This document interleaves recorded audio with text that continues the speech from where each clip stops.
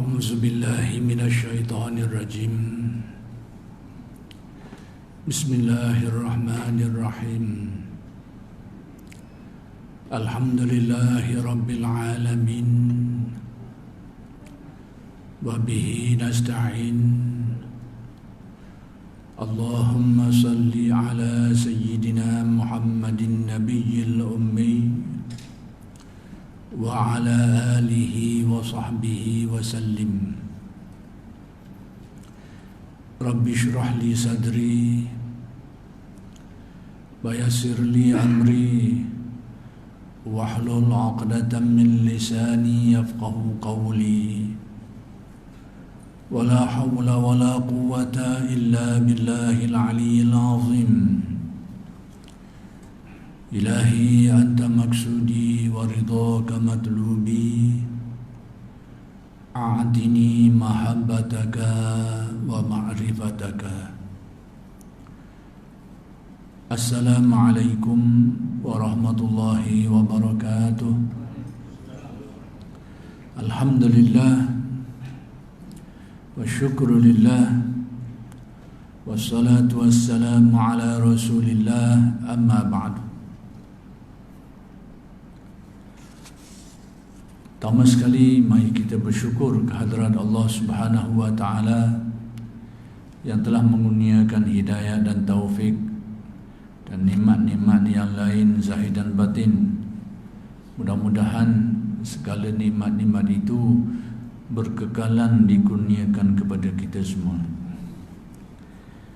Dan insya-Allah pada malam ini akan diteruskan lagi pengajian kitab Sairus Salikin karya Syekh Abdul Samad Al-Falimbani rahmatullah alaih. Dan lagi kata Maulana Dan lagi kata Maulana Sayyid Abdullah Al-Aidarus. Abdullah Aidarus itu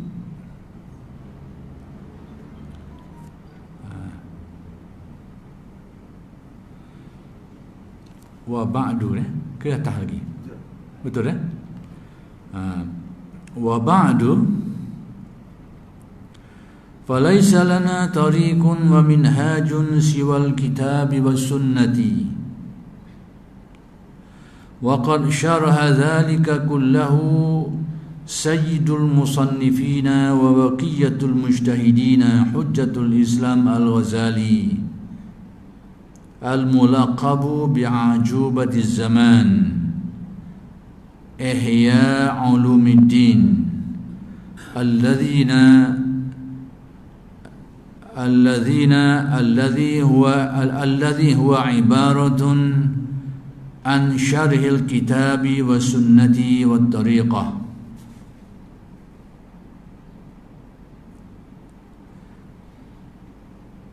Jadi allazina tu mungkin kesilapan lah. Ihya ulumiddin. Itu dim kan allazina ni. Ihya ulumiddin allazi.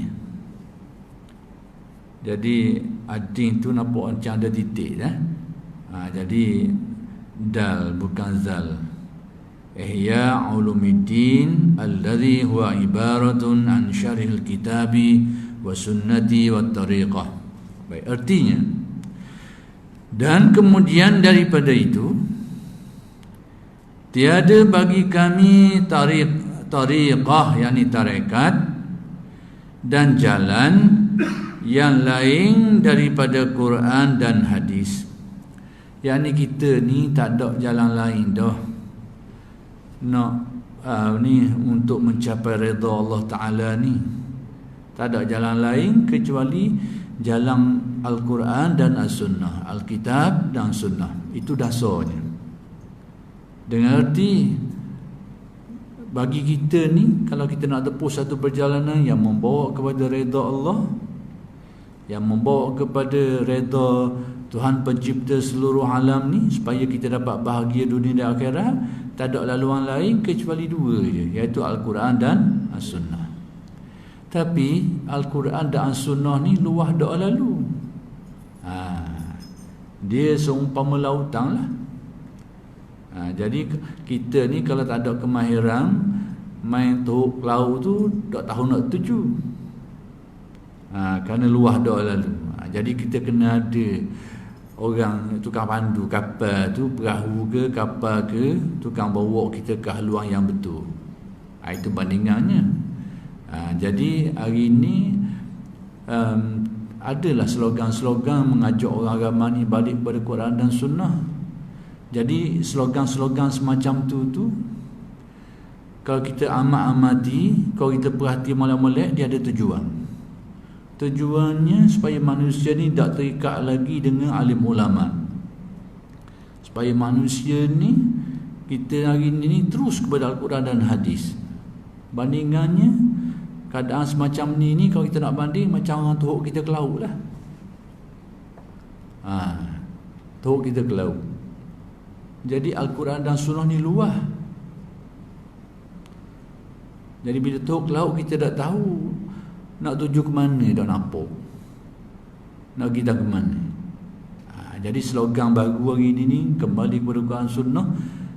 Dari segi slogan tu baik, bagus, tetapi praktisnya, tatbiknya, pelaksanaannya itu, ini akan timbul banyak masalah.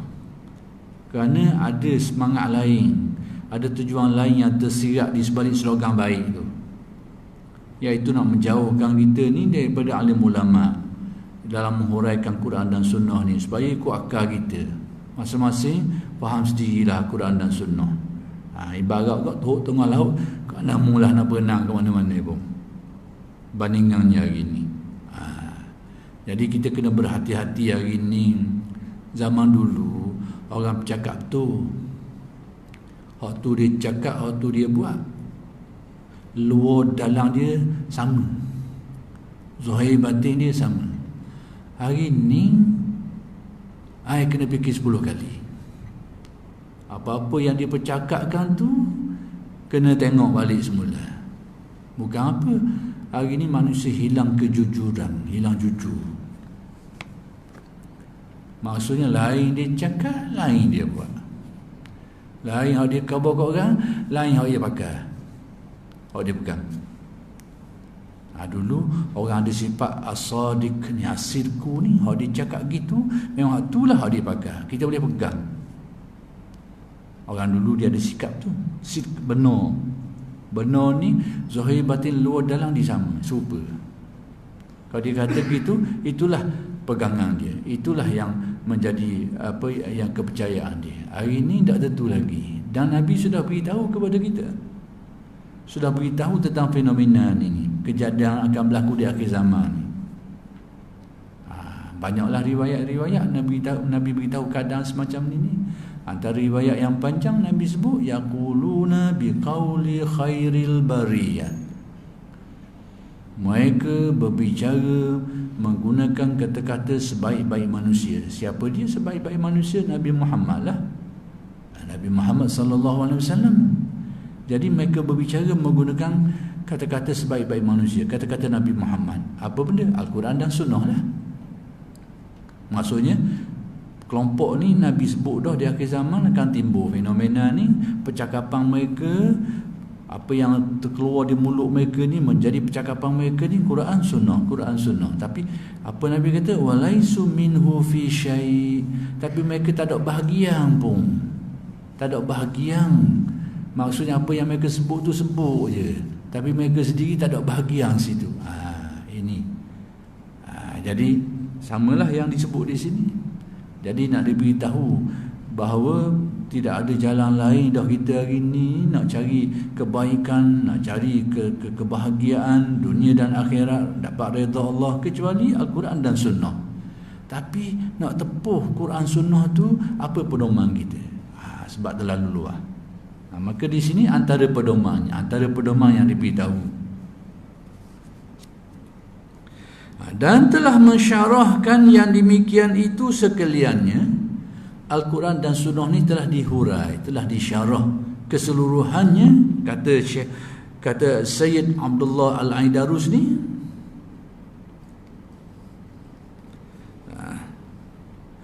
oleh penghulu segala orang yang mengarang kitab. Jadi Imam Ghazali ni dianggap oleh Sayyid Abdullah Al-Aidaruni sebagai penghulu, ketua lah, bapak di antara pengarang-pengarang kitab. Jadi ulama besar, dikira sebagai, menurut Syekh Abdullah Al-Aidaruni, Imam Ghazali ni dianggap sebagai penghulu kepada pengarang kitab-kitab ulama dulu, kerana kehebatannya lah.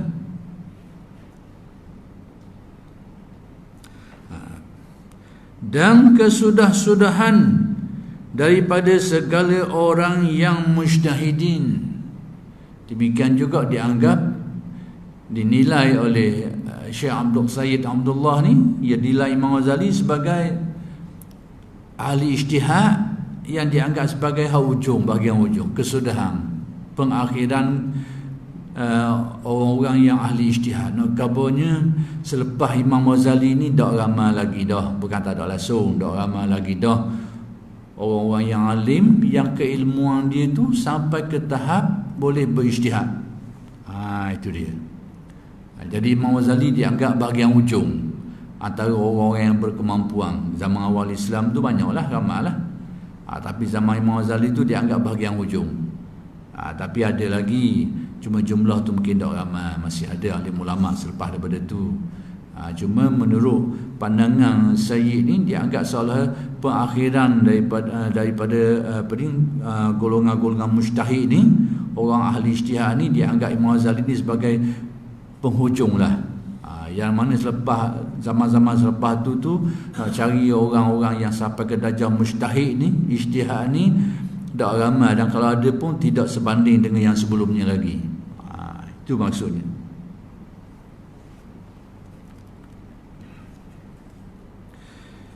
Iaitu Hujjatul Islam Al-Ghazali, Imam Ghazali, di dalam kitabnya yang amat besar martabatnya, yakni di dalam kitab Imam Ghazali yang dikira sebagai berkedudukan sangat tinggilah, martabat kitab yang dikarang oleh Imam Ghazali ni, iaitu kitab apa? Digelarkan yang terlebih ajaib di dalam masa ini. Imam Ghazali ni orang panggil dia dan kitab yang dikarang tu sebagai sesuatu yang sangat ajaib pada zaman tu. Yang ni kealiman Imam Ghazali dan kitab yang dia karang tu, nak cari yang standing dengan dia tu payah. Dia anggap apa yang kealiman Imam Ghazali dan kitab yang ditulis tu macam ajaib. Ajaib ni sebuah kepada tak jumpa hak lain yang semacam tu, yang standing. Itu maksudnya. Ini penilaian yang diberi oleh Sayyid Abdullah Al-Aidarus. Pandangan dia, ikut pandangan dia. Orang lain nak terima, tak mau terima, itu cerita lain lah, ikut masing-masing lah. Tapi pandangan Sayyid Abdullah Al-Aidarus ni, begitulah dia menilai Al-Imam Al-Ghazali. Iaitu Ihya Ulumuddin. Kitab Ihya Ulumuddin ini yang 4 jilid besar tu telah disyarah oleh ulama-ulama lagi, jadi sampai 10 jilid pula oleh Az-Zabidi, dan banyak lagi lah ulama-ulama yang terjemah dan sebagainya. Kitab tu yang dikarang oleh Imam Ghazali tu dianggap suatu yang ajaib pada zamannya.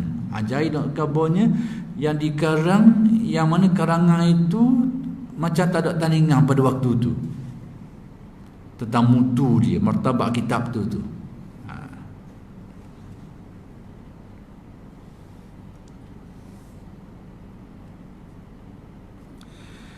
Yang ibarat daripada syarah Quran dan syarah hadis Nabi sallallahu alaihi wasallam. Yang ni kitab Ihya itu yang dikarang oleh Ghazali itu, dia seumpama syarah, huraian, penjelasan, perincian terhadap Al-Quran dan hadis secara yang tersusun. Kalau dalam Al-Quran itu tersusun surah dia, surah ayat susunlah, tapi ilmu dalam tu tak susun. Ayat satu, ayat banyak tu susun, surah pun tersusun molek. Dari segi itu. Tapi perkara yang dibahaskan dalam Al-Quran itu tidak tersusun. Ayat tentang solat, ada dalam surah ni, tak ada dalam surah ni, dalam surah tu pula ayat berapa kemudian sebut. Jadi yang membahaskan tentang topik tajuk tu tidak tersusun. Jadi kita ni kalau tak ada kepakaran, bahasa Arab pun tak erti, kemudian kalau erti bahasa Arab pun cara nak menafsir tak erti, tak ada ilmu alat yang cukup. Jadi macam mana kita nak memahami perkara itu dengan baik? Jadi kata Sayyid Abdullah ni, kitab Ihya tu seumpama syarah, huraian kepada Al-Quran dan hadis, yang mana Al-Quran dan hadis tu, keilmuan yang duduk dalam tu tidak disusun dengan baik. Lalu Imam Ghazali menghuraikannya secara tersusun, secara tertib di dalam kitab Ihya Ulumuddin. Itu maksudnya. Maksudnya kalau kita baca kitab Ihya, dalam tu tentang solat ada, tentang puasa ada, tentang akidah pun ada, akhlak pun ada, tersusun bab ikut susunan bab-bab dia lah, pasal-pasal dia tu dan bab-bab yang ada. Jadi orang kita belajar tu senang. Itu maksudnya. Jadi kitab Ihya ni dikatakan seumpama syarah kepada Quran dan hadis. Dari segi mana? Dari segi pertama sekali, perkara-perkara yang dibahaskan dalam Ihya tu luah, agak mencakupi banyak perkara, terutamanya 3 perkara besar keilmuan Islam ni, iaitu berkaitan dengan ilmu akidah, ilmu fiqh dan ilmu tasawuf. Jadi dibahaskan. Jadi kitab Ihya ni membahaskan ketiga-tiga ilmu penting ni.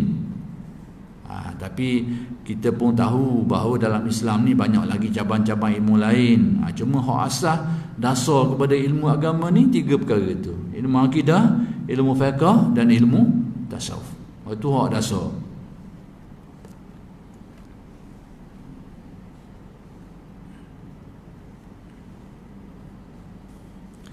Dan iaitu menyatakan segala ilmu tarekat, yakni ilmu jalan, perjalanan. Tarekat ni perjalanan bagaimana kita nak menghayati agama kita, nak memahami agama dan menghayatinya sehingga mendapat keredaan Allah Subhanahu wa taala. Itu makna umum bagi tarekat. Perjalanan kita ni, perjalanan apa? Nak faham agama kita, lepas tu nak laksanakan, nak menghayati dia supaya mencapai redha Allah. Jadi semua ilmu-ilmu yang memberi pedoman dalam perkara itu dinyatakan oleh Al-Imam Al-Ghazali di dalam kitab Ihya Ulumuddin. Baik, dan lagi kata Maulana Sayyid Abdullah Al-Aidarusi itu, banyak kata-kata dia ni yang dinukilkan oleh Syekh Abdul Samad. Baik, apa kata dia? Alaikum bimulazamati kitab Ihya Ulumuddin, fahuwa mawdi'u nazarillahi wa mawdi'u ridallahi, faman ahabbahu wa tala'ahu wa amila bima fihi faqad istawjaba mahabbatallahi wa mahabbata rasulillahi sallallahu alaihi wasallam wa mahabbata malaikatihi wa anbiya'ihi wa awliyaihi, wa qad jama'a baina syari'ati wa tariqati fid dunya wal akhirah, wa sara 'aliman fil mulki wal malakut.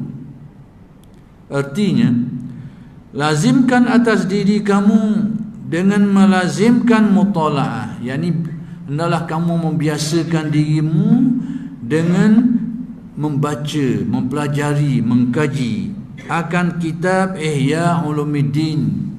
Jadi Syekh Abdullah Al-Aidarusi ni nasihat kita, hendaklah kita ni membiasakan diri dengan mengkaji dan mempelajari kitab Ihya Ulumuddin. Maka iaitu tempat tilik Allah Ta'ala, yakni yang dimaksudkan sebagai tempat tilik Allah Ta'ala ni, yakni ilmu yang dibahaskan oleh Imam Ghazali dalam kitab Ihya tu membahaskan tentang perkara-perkara yang menjadi tempat tilik Allah Ta'ala. Itu maksudnya.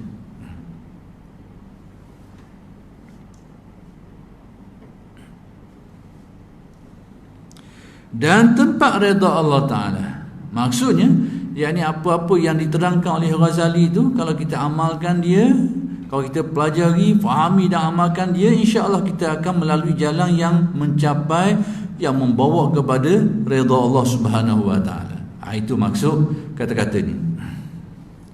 Maka barang siapa kasih ia akan kitab Ihya Ulumuddin, siapa yang suka kepada kitab ni, kerana kandungan dia tadi itu sebagai huraian terhadap Al-Quran dan hadis yang boleh membawa kepada redha Allah, yang membahaskan sesuatu yang yang membahaskan persoalan perkara yang mana itulah yang menjadi tempat tilikan Allah. Baik, sesiapa yang suka kitab ni dan mutalaahkan dia dan mengkaji dia, mempelajari dia dan mengamalkan dengan barang yang di dalamnya, kemudian melaksanakan, mengamalkan apa yang ada dalam kitab itu, maka sesungguhnya mewajibkan ia akan kasih akan Allah. Kata Sayyid Abdullah ni, kalau dia lakukan semua ini, pasti, kata dia, akan dapat kasih Allah, yakni dia akan dikasihi oleh Allah. Kata Sayyid Abdullah. Dan kasih akan Rasulullah, dia akan dikasihi oleh Rasulullah. Dan kasih akan malaikat Allah, demikian juga dikasihi oleh para malaikat. Maksudnya, kalau kita mempelajari ilmu-ilmu yang ada dalam kitab Ihya dan cuba mengamalkannya, insya-Allah, kata Sayyid Abdullah ni, kita akan dapat kasih Allah, kasih Rasulullah dan kasih para malaikat. Dan kasih akan segala anbiya-Nya, demikian juga para nabi. Dan kasih akan segala awliya-Nya, begitu juga para wali, yakni awliya. Yakni mendapat kasih mereka itu, dikasihi oleh mereka itu. Dan telah menghimpunkan ia antara syariat dan tarekat, yakni kitab Ihya ni menghimpunkan antara ilmu zahir dan ilmu batin, antara syariat dan tarekat dan hakikat. Jadi syariat tu ilmu zahir, tarekat dan hakikat tu ilmu batin. Dunia dan di dalam akhirat, dunia dan akhirat. Dan jadilah ia mengetahui barang yang di dalam alam mulki yang zahir dan alam malakut, yakni alam yang batin. Jadi kalau dia belajar kitab ini, dia mempelajari kitab Ihya dan mendalaminya, dia akan alim, dia akan tahu selok-belok berkait dengan alam yang zahir, yakni alam mulki, alam nyata, dan alam gaib ataupun alam malakut. Maksudnya dibahaskan perkara ni dalam kitab Ihya.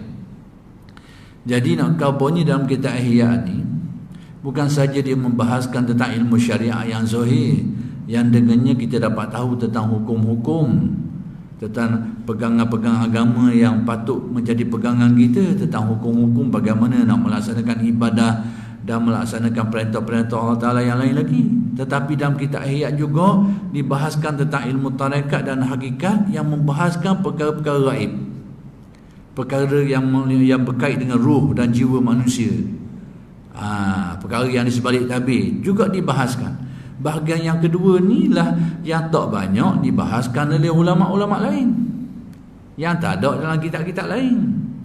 Bahagian akidah, bahagian fiqh, banyak kitab dan dikarang oleh ramai ulama. Tapi bahagian ilmu tarekat dan hakikat ni yang menyentuh tentang alam gaib, alam ruh ni, alam malakut ni, ataupun alam yang di sebalik tabir ni, tak banyak kitab. Dan antara kitab yang menyebut, yang membahaskan perkara itu, kitab Ihya Ulumuddin.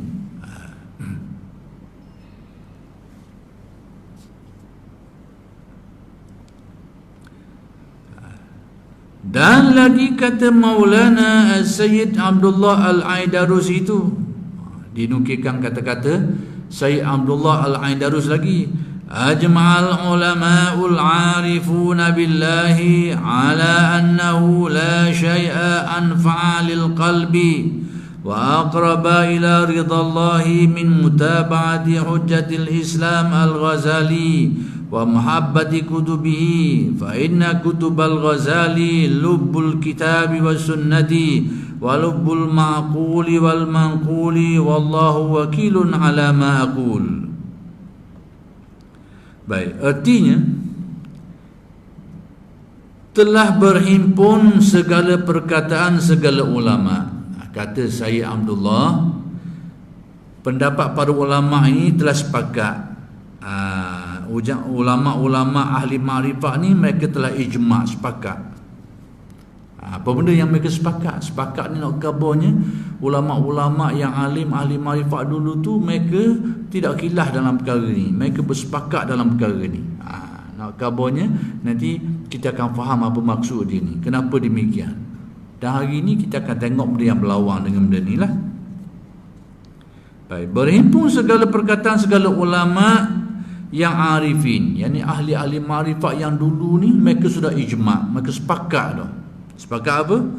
Atas bahawasanya tiada suatu yang terlebih memberi manfaat, membaikkan bagi hati, dan tiada yang lebih hampir kepada redha Tuhannya itu daripada mengikut akan Hujjatul Islam Al-Ghazali.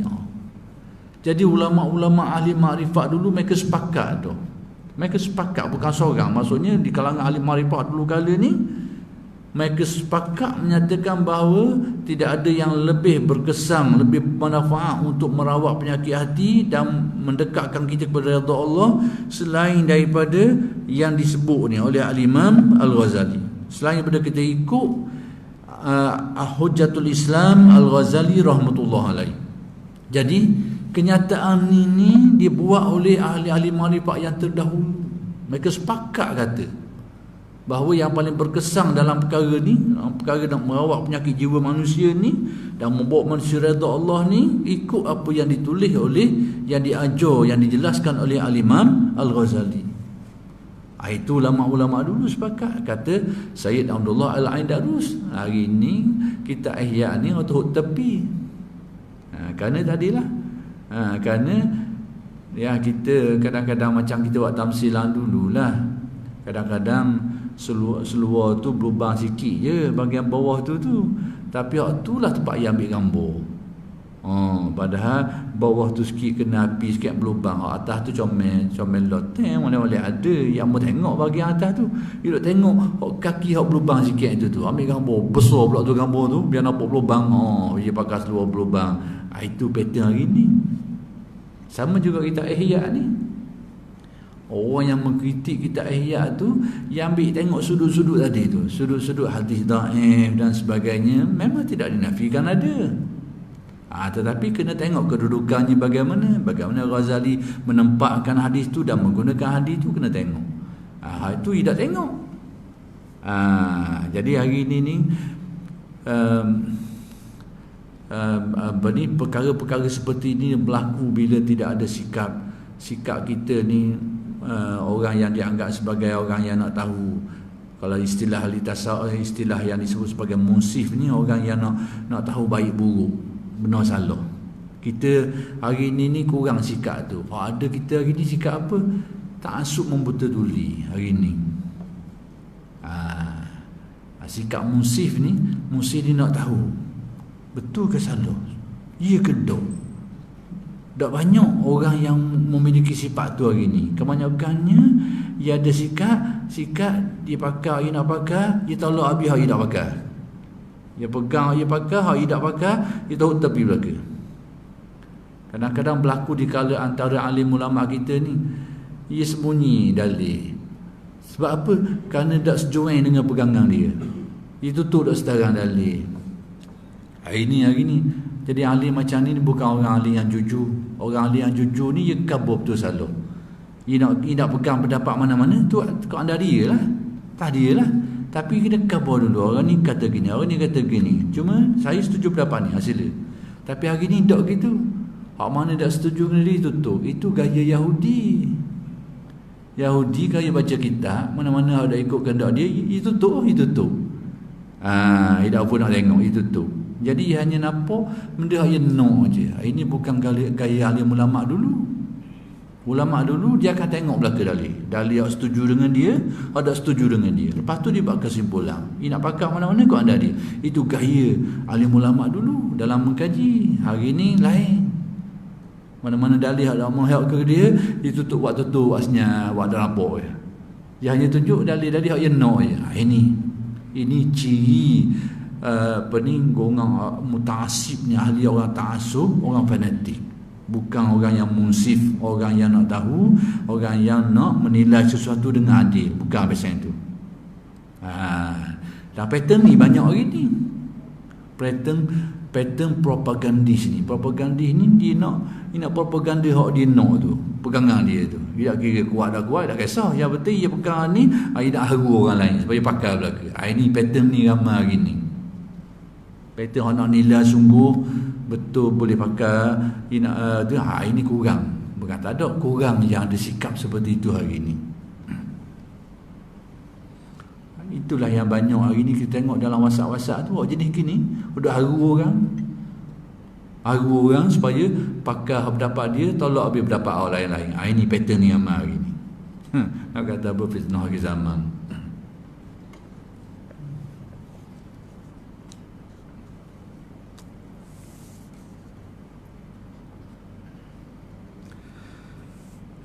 Baik. Jadi kata Syekh Abdullah ni, ahli-ahli makrifat dulu ni mereka sudah sepakat ijma' mengatakan bahawa yang paling berkesan, yang paling bermanfaat dalam hal menyucikan jiwa ni dan mendekatkan diri kepada redha Allah ni ikut apa yang diajar oleh Imam Al-Ghazali. Mereka sepakat kata. Dan kasih akan kitabnya. Yang kita suka, kasih ni dengan arti sukalah kepada kitabnya. Suka nak belajar, nak tahu apa yang ditulis oleh Imam Ghazali.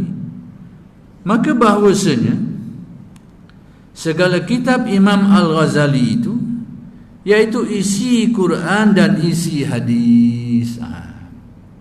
Apa yang Imam Ghazali tulis itu sebenarnya itulah intipati yang ada dalam Al-Quran dan intipati yang ada di dalam hadis. Saya bila teringat kaedah orang alim hari ni, nak kabarnya bila dia nak pakai pendapat tu, dia buat dah nampak dalil-dalil lain, dia buat berjam-jam mata. Ini pattern hari ni, nak kau pattern sikap orang yang muta'assib, orang yang ta'assub lah, fanatik. Fanatik ni bila nak pakai buah dia pakai tu orang lain tolak. Kalau ada pun itu dia akan tutup akan tolak tepi. Adalah setengah orang dia tak mau terima tahlil arwah ni. Tahlil arwah ni bukanlah wajib. Asalnya bukan wajib. Maksudnya benda ni tak payah balah lah. Nak buat tak mau buat sudah lah. Tapi orang kita ni nak khabar tak tahu tepat ni, dia cari bahan balah lah, bahan balah. Jadi tahlil lah, baki inilah itu masalah khilaf ulama. Tak apalah, kita nak khabar ni sikap ni. Bila kita pernah jumpa sikap setengah orang ni, apa benda? Dia cenderung kepada tak tahlil. Dia tak cenderung situ, tapi tak tengok keseluruhan dalil. Tapi bila orang tanya, kerana antara sebab setengah orang ni, saya nak kau bercerita dari kita cerita umum je lah. Ada setengah orang tu dia cenderung untuk tidak bertahlil lah. Jadi bila dijelaskan tentang perkara tu antara alasan dia seolahnya memberi gambaran benda ni tak berfaedah lah. Ada orang tanya,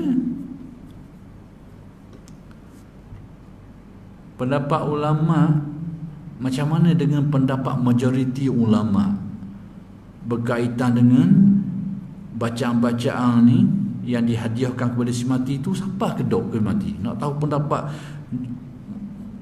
ulama-ulama lain. Ada apa nak khabar? Bukan tak tahu, ada apa nak khabar. Sebab apa? Belawang hak pegangan dia tu. Dia tak setuju tahlil, padahal dia tahu pendapat jumhur ulama bahawa apa-apa yang kita baca ni, yang kita hadiahkan si mati, siapa ke orang mati tu? Itu pendapat jumhur ulama. Tapi oleh kerana orang yang menjelaskan perkara ni dia tak setuju pendapat tu, dia tak sebut benda tu. Bila orang tanya tak pernah khabar, tapi terpaksa khabar kau ke dia. Sabar. Bila siapa kejut orang dengar. Oh, siapa? Ingat ke tak siapa? Ini sikap-sikap ta'assub macam ni lah. Ni buat tak nampak. Tak pernah khabar kau kan. Sebab dia ada pilihan lain. Tapi kalau orang alim sungguh, dia akan khabar ni. Cuma pada dia cenderung pendapat ni, Allah, tak ada masalah apa. Itu orang musif. Dia akan beritahu dalilnya. Orang kata ya, kata tak, dalilnya apa-apa. Tapi saya cenderung atas pandangan saya rasa ni lebih baik, lebih sesuai, lebih kuat. Tak apa. Ni dok itu tu dah nak kabur kau kan. Susu. Ini sikap seperti ini muta'assib. Orang yang ta'assub dengan pendapat dia. Lepas tu kita dengar pula ke dia bertahlil pula, tapi susung sendiri tahlil dia tu. Tahlil ulama susung tu tak pakai. Dia buat sendiri pula. Begitu pula dah. Walau sakit sungguh. Hari ni masa nak kabarnya sikap kita hari ni mudah dah lalu menyalahkan alim ulama dulu. Bukan tak boleh. Memanglah manusia tidak maksum, tapi biarlah kita teliti. Apa-apa yang ulama buat dulu tu ada dalil, cari dulu, bahas dulu, kaji dulu. Kita hari ni gaduh, tergesa-gesa dah lalu, cepat dah lalu. Kediam mudah berubah, sekali tak, sekali ya. Kenapa? Kerana kita dak hadam perkara tu, dak hadam molek.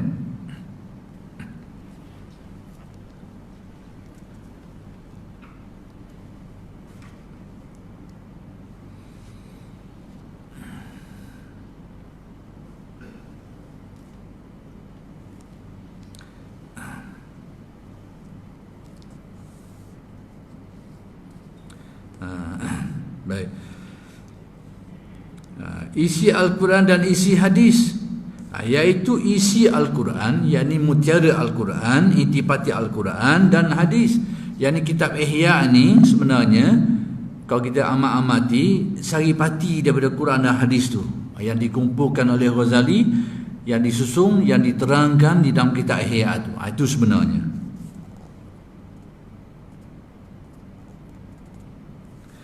Dan isi hadis Nabi sallallahu alaihi wasallam, dan isi segala ilmu akal, dan isi segala ilmu nakal. Ilmu akal ini ilmu yang membahaskan kepada hujah-hujah akal lah. Nakal ni ilmu yang berasaskan kepada periwayatan hadis dan sebagainya. Jadi dalam ayat ni perkara-perkara ni memang ada dalam tu.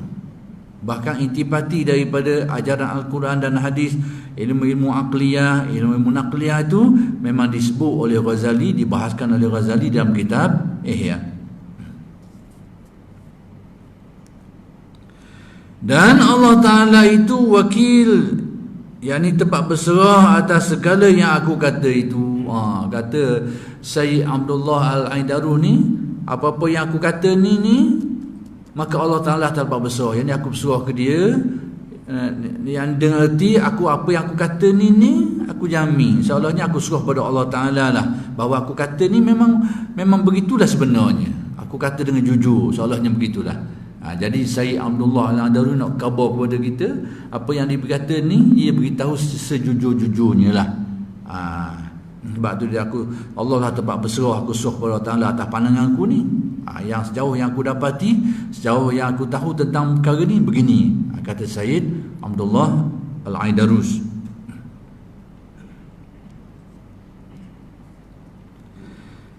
Dan lagi kata Maulana Sayyid Abdullah Al-Aidarus, kata beliau lagi, i'lamu anna mutala'ata al-ihya'i tuhdirul qalbal ghafila fil lahzati kahuduri sawadil hariki fawqa zaji fil afsi wal ma'i wa ta'siril kutubil